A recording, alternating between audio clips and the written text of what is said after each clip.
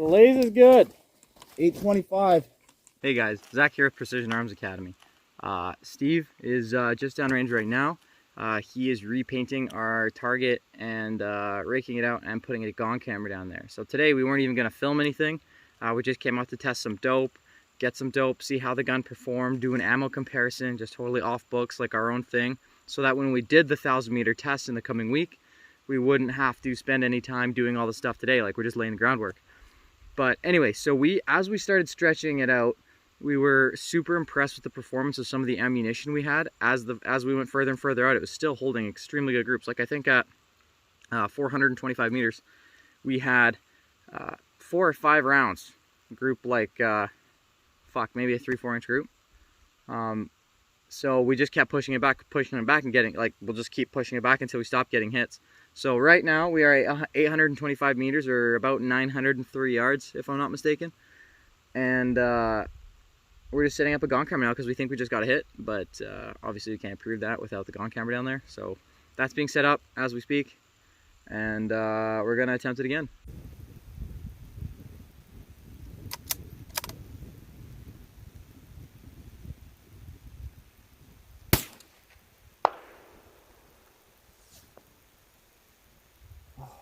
All right.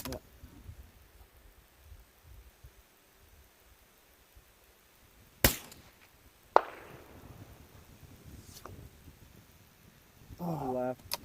just left, man. Did you see that? Yeah. Oh. That wasn't the closest. No.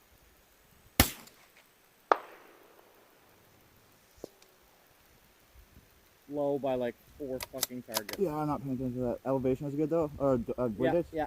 Oh, it was super close.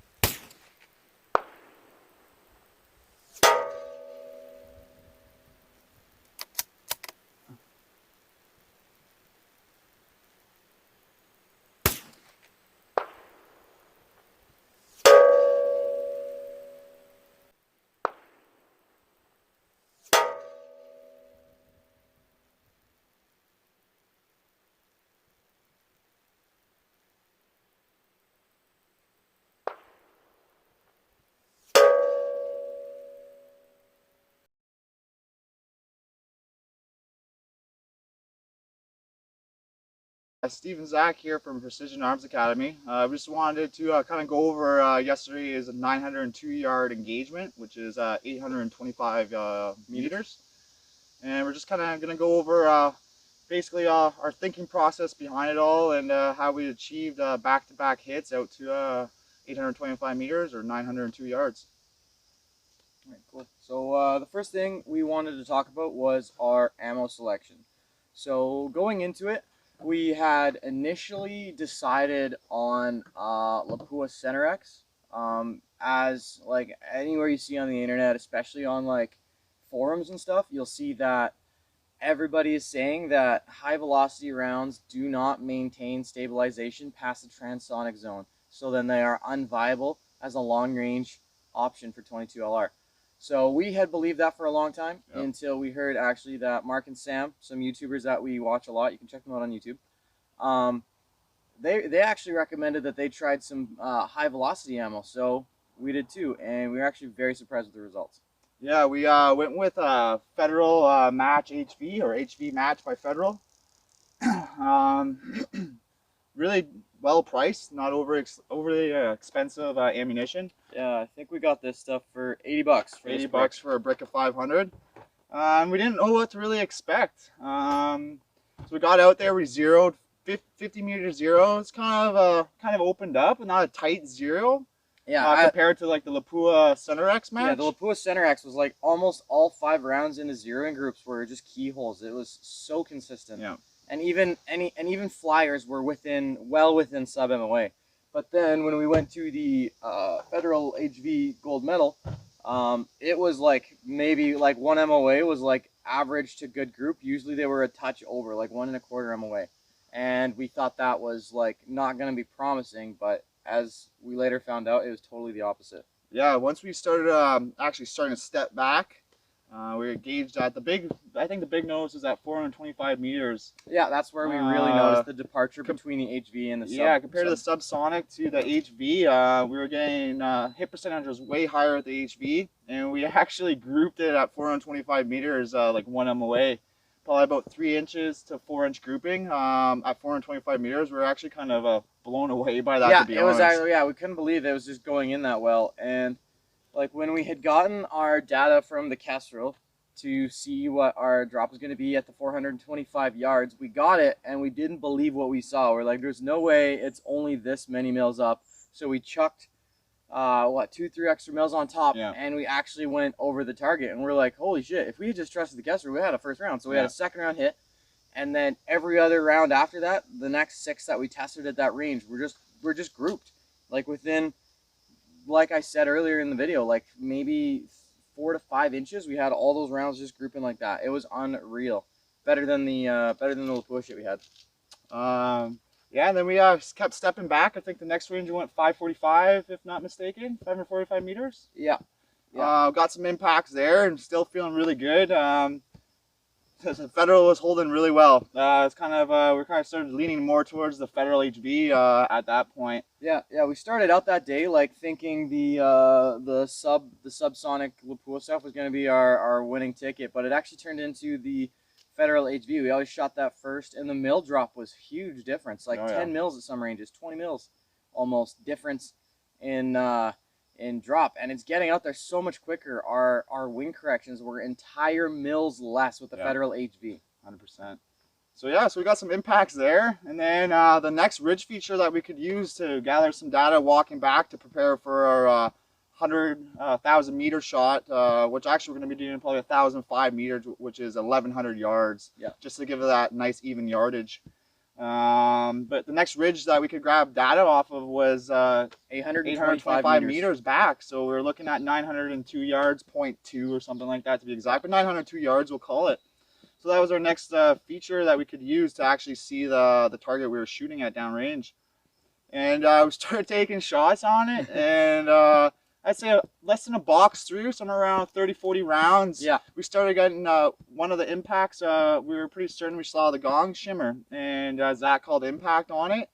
And then we sent another one that we questioned the impact, and then we were like, well, we don't have a gong camera, so let's just go down range and see what's up. So that's when I actually went down range, and pleasant to my surprise, I saw 2 tiny little impacts, a lot smaller than any other impacts on the gong. Yeah, which would be a telltale sign of the less energy removing, the less paint from the target. But because there had been all of our hits on there from like basically the 0 all the way to the walkout at every range, there was so much on there, and we didn't have a gong camera, so we couldn't be like, this is definitively, you know, these shots. So we had to repaint it, set up the camera, and do an attempt all above the board, also that it was there for you guys to see. Yeah, so I repainted. I raked out the area. We kind of raked out, I don't know, I'd say 6x6 square around the gong, give or take, just to give us that little bit splash, or sometimes indication. If it hits a rock, you're pretty much out of luck anyways. Yeah. But yeah, I raked it out and came back and told Zach that I'm pretty sure those were impacts that you called, but we got a gong camera rolling now, so let's do it again. Yeah. And then so we use the same dope we had because she was holding pretty good. We've noticed that you want to kind of hold, once you're in like those ELR ranges, especially like 800, 900 yards, your vertical spread is massive with the 22. Even if everything else is identical, just the vertical spread, like your extreme spread in the ammunition is gonna be like I'd say 40 to 50 inches. Yeah, 50 inches plus. Like we'd be holding identical, and then a round would go 2 targets low, and then we'd be holding same spot, everything identical. It would go 2 targets high. Yeah. And we just had to balance getting the wind call right, and then just hope for that vertical stream to be in our favor. Yeah. So yeah, once we were kind of like, you know, center of the target, 20-something, 30 inches high, 20-something, 30 inches low, but we're in that general ballpark playing around for elevation. We no longer touch elevation. We just left it. Hold it steady. And hold it steady. And the only time we ever started really correcting was for windage. If line came off, we would do minor corrections unless the wind really shifted. Wind was shifty that day for us. One time, sometimes we would be like 3 mils left, then we go hard 2.5 mils right. It was really all over the board with the shifting winds downrange yesterday. Yeah. but we don't correct for elevation. Once you're in that 50-inch spread bubble, you're going to be on. You just got to keep sending it and just correcting for the wind and knowing your holds as a shooter. There's a lot of fast calls, and you got to send quick. Like, reloads are quick, fast wind holds are quick, and you got to remember those holds. Like, your spotter's calling out different holds sometimes very fast because winds are shifting. Yeah, and we found a lot of success. Our success rate was elevated or increased by just being really quick engagements. Yeah, like as a shooter spotter, this really comes down to working as a team a lot. But I'll see it, and I'll just give him a super quick half target, quarter target, off target, one target off right, one target off left, bottom left corner, off target, half target, and without he doesn't ask, he just applies that and just starts sending it with that hold applied. Yeah. And that's just so that we can get it in the exact same conditions, because if you see a round go and it gets blown off and then you wait, 45 minutes to get that next round out, the wind's going to be different. But if you send it right away, you have a way higher hit percentage to get that round out in the same conditions so that it drops into the target exactly the way you want it to. Yeah, so judging by the start of the video, you saw the 2 impacts back to back. And that little 5-shot string that we kind of just showed, we had those 3 misses prior, but we weren't changing elevation at all. And actually, before that first impact, we were actually roughly 3 to 4 targets low on that one, just by the vertical spread was just on the extreme end being low. But we decided to make a call not to correct for that elevation and just send again. And then we sent again, and that's when our first impact happened.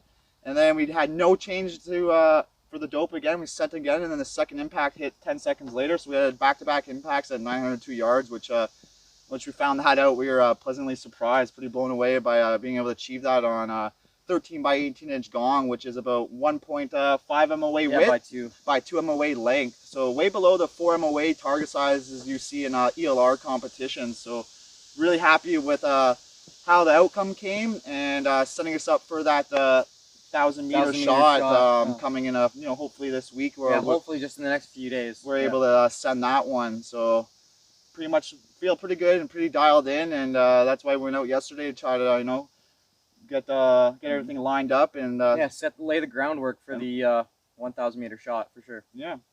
So we're probably gonna just talk about a little bit of our kit that we went through and used for being successful.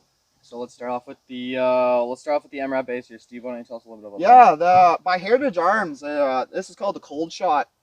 They're out of the United States, and it's actually a mil-radian adjustable base. So there's a couple options by their company. I think, if not mistaken, you have a 72 mil adjustment, and then the 144 mil adjustment. You can also get an MOA, but because our scope is mil, our base is mil. we just do everything all mil. So we know they have MOA stuff, but we didn't. So we went with the 144 mil adjustment, and let me tell you, we were blown away by the precision and craftsmanship when it comes to this rail. Just fitting onto the Picatinny rail, there's no slop. The clicks are so positive, and it's a well-made piece of ELR kit. Yeah, it feels like it's just like made like a watch, and you're just sliding it onto other watch pieces when you're putting it on your rail. Like it was like there's no slopping and no tolerance. Like it just slides on so nice and smooth. So when we did the zero, we actually zeroed, and then once we were good to go, we actually just dialed with the MRAB and left scope, not touching the scope, and to see if we dialed 1 mil, and we measured to see if it was 1 mil above point of aim by just using the MRAB, and it was bang on at when we confirmed it at 50. Yeah. And as we worked our way out, it held so true. So usually we would dial, let's say if we needed 30 mils, we would dial the MRAB, let's just say 26 mils. Then we would dial with their scope for 4 mils, and any minor adjustments would be done with the scope at that point, or holds in the reticle. And using that technique really helped us a lot out there yesterday. And like I said, great product by them, and we could not have achieved this 900-yard shot without this piece of kit, and let alone when we go for 1,000 meters and slash 1,100 yards. It's just, this is a crucial piece to being successful while doing ELR 22. Yeah, absolutely. Absolutely. You wouldn't be able to do it without it. A couple other things we'll talk about is, Zach, you want to touch on like this, our 60 power response scope we decided to use instead of the mil reticle?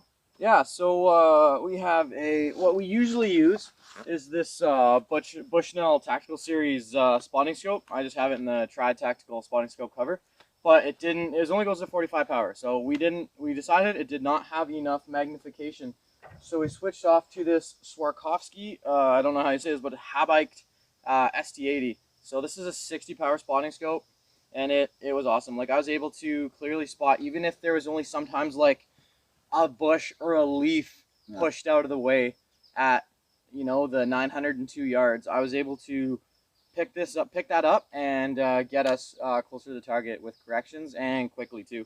And it has like 20 to 60 power, really good. Like this focus ring works super well. It's big, very tactile, and it's very accurate. Like you find it was super easy to get into the clear zone. And this was an awesome piece of kit. I'll touch on that for a sec. When I was behind the gun, we were had a couple times when we were actually shooting into a thicker green vegetation because winded shift. And when I'm behind the gun, I can see splash sometimes when it's a big plume. But when we were trying to dial in, we couldn't see any more splash, and we knew we were shooting in the green. We started bracketing. Zach made some calls to make me bracket. And we finally caught one, or Zach finally caught one in the green, and corrected me bold and brought us back onto where our target was in that gravel / rocky sand area. And I've told him probably about 3 or 4 times now that I was pretty blown away by that, being able to pick up at 900 yards, a little bit of a leave moving to the left arc there. And a great call by Zach, and it brought us back on. And then a few shots later, we were hitting fucking steel at 900 yards. Seeing where it's going, especially when it's like diving into the lush bush, that is like super critical, because you want to get it into like this 6x6 sandy area we had, so that we could actually see the splash. Because if it's like this tiny little 22 LR barely moving at 900 yards, is almost impossible to see. But I was just lucky enough for the conditions and where I happened to be kind of like looking over to line up, and I saw a few blades of grass and maybe a leaf move. Yeah. And then I was like, oh shit, I think I have you. Like, let's move you into the target area now. And then I made bold calls, and we eventually got our hits. That was awesome. A couple other things that were pretty crucial for our success. Obviously, the Kestrel. Oh yeah, Kestrel 5700 here with applied ballistics. I do not have the link version. This is just the one with the dongle, but it's wicked. Like, you guys, if you're doing any kind of long range shooting, I highly recommend this. Like, you can get your wind with it.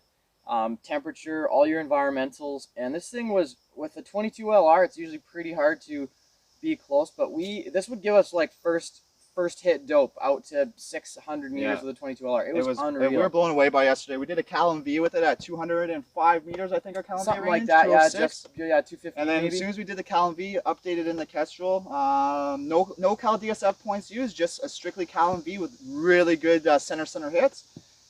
At 900 yards, it was almost less than a mil off for correction, which is huge. Which is crazy. With a 22 at that distance, being 0.8 off with ballistic correction, we were absolutely blown away. Like the performance out of it, with a good data in, gives you good data out, and that saying can't hold more true.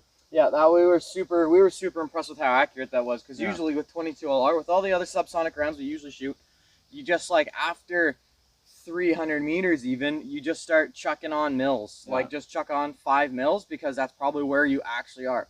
But with this the Federal HV and with the actual Cal MV at about 215 meters of the Kestrel, we were almost always within first round or less than a mil, all the way out to 900 yards, which is unreal. Like, so kudos to Kestrel for making that. Outstanding.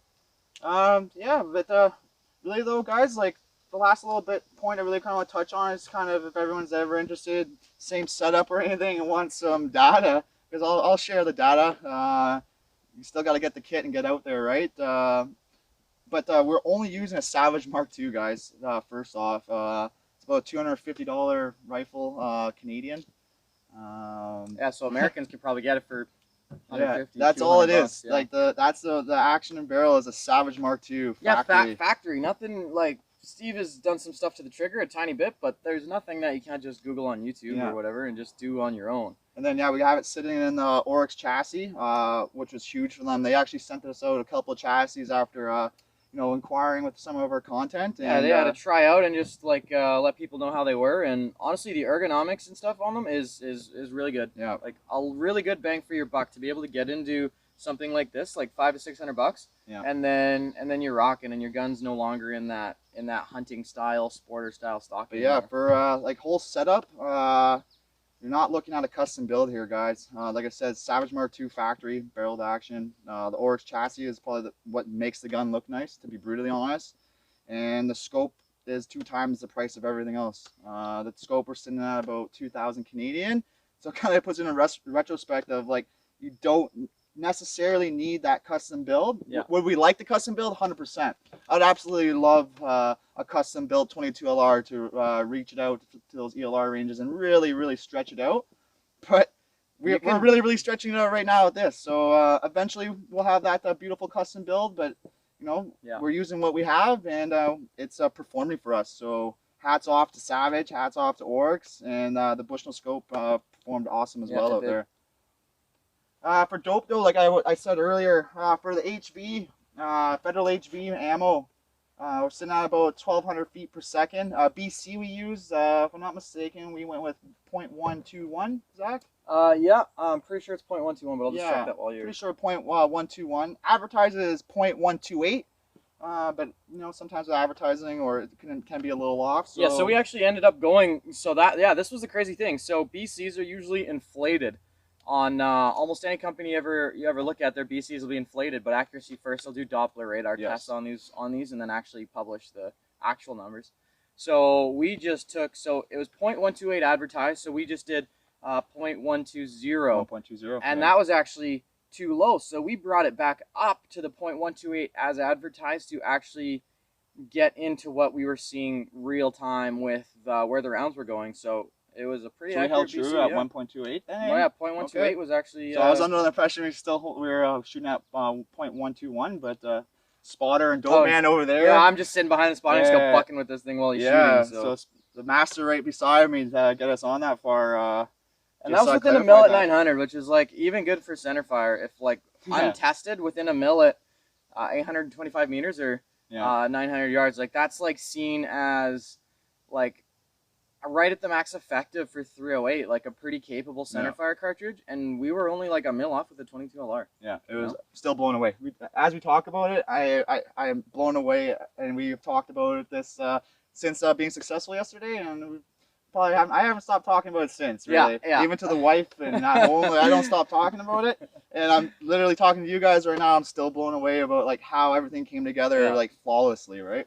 But our dope though with the federal HV and holding true with the actual BC advertised, we were actually 74.5 mils up at 902 yards. Yeah. So yeah, 74.5, and that's where we held. No change to elevation, just for windage corrections.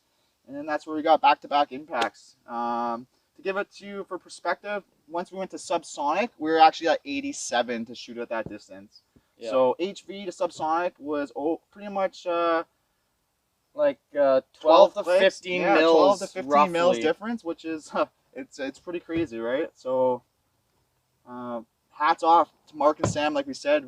I'm gonna throw shout outs to them because without their video talking about we would have never tried it. We would have never tried it. We would have ammo. just kept drinking the sub is the only way to go Kool-Aid. And something about the high velocity, like 22 LR can't remain stable through the transonic zone. Like, I think I'm gonna call all those guys out that say that because these aren't tumbling rounds. Like we actually have the bullets that hit these. That we dug the bullets were just like kind of loosely in the dirt. But those aren't sideways tumbling rounds. Those are nose-on impacts. So that means that this high-velocity 22, not only is it staying stable through the transonic zone, all the way through its subsonic zone, out to at least our tested range of 902 yards. Yeah. It is staying relatively consistent and not tumbling. It's just hitting nice nose-on. Yeah, great hits.